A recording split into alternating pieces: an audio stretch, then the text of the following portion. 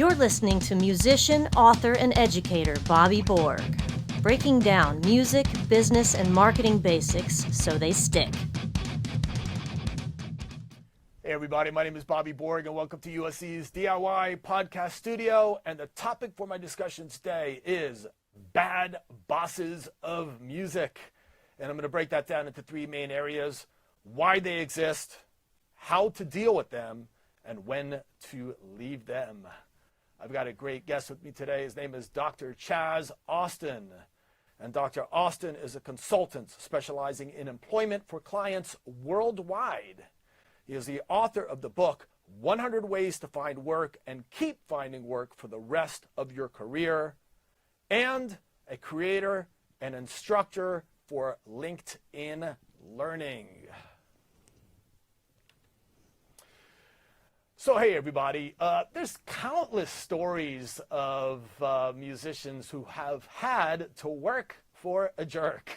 For instance, there's one particular story that's quite famous where the band leader actually threw the entire band off of the bus in the middle of the Nevada desert and made them walk home because he didn't like the way they played that night in Vegas. Or another story where actually the band leader fired the keyboard player because the keyboard player was seen talking to a fan within 300 feet of his presence. I guess he believed that all women were his. And another example where a female actually band leader fired a musician because he looked her in the eye. There was a no eye contact rule, if you can believe that. So while maybe we can chalk this up to, genius people and successful people just being eccentric, I wanted to go ahead and look at this a little bit deeper, Dr. Chaz, because simply a lot of the people out there watching it are going to find themselves in these types of relationships. So let's go ahead and talk first about why bad bosses are bad.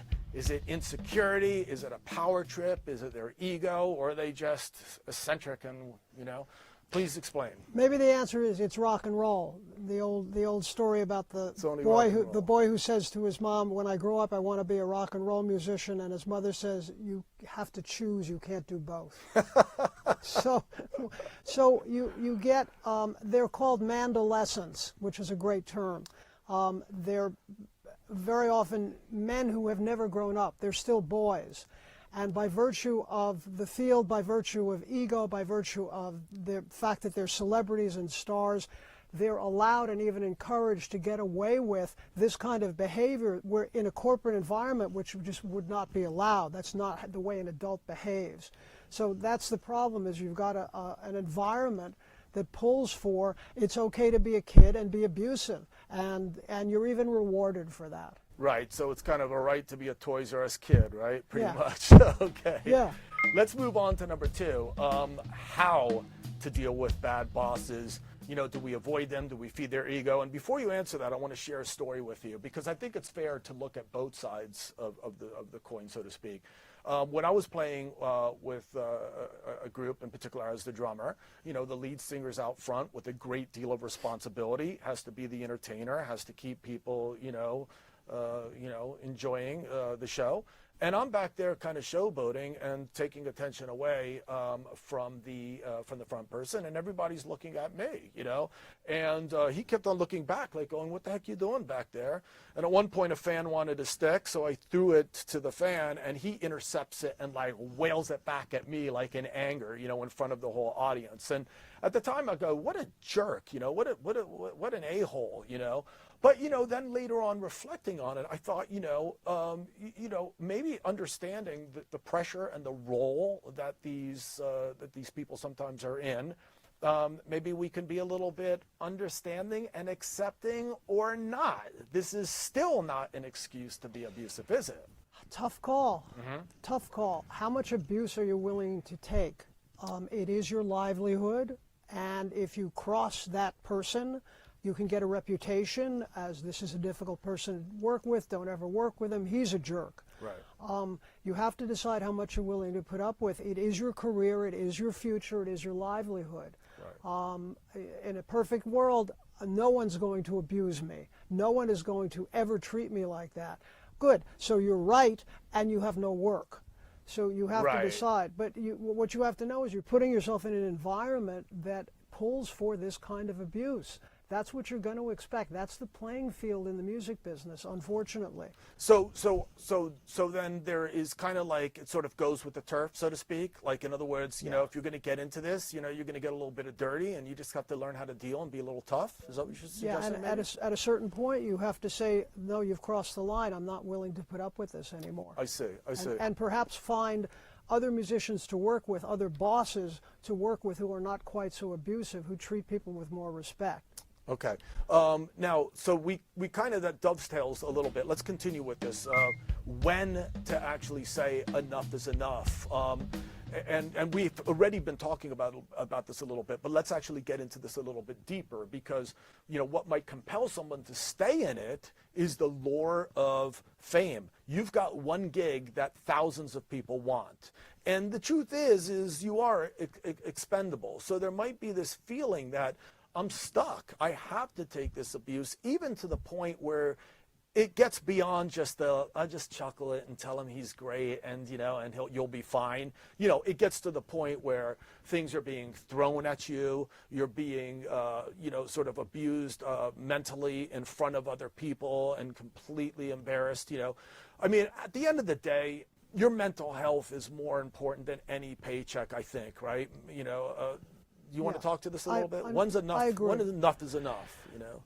It's for every individual to decide, but really, if you can't sleep at night, if you're bothered by it all the time, if you can't go to the people involved and say, listen, this doesn't work for me, is there something I'm doing wrong, could you back off something? If there's no opportunity to have a dialogue as a colleague to colleague where you're treated with respect, you have to go.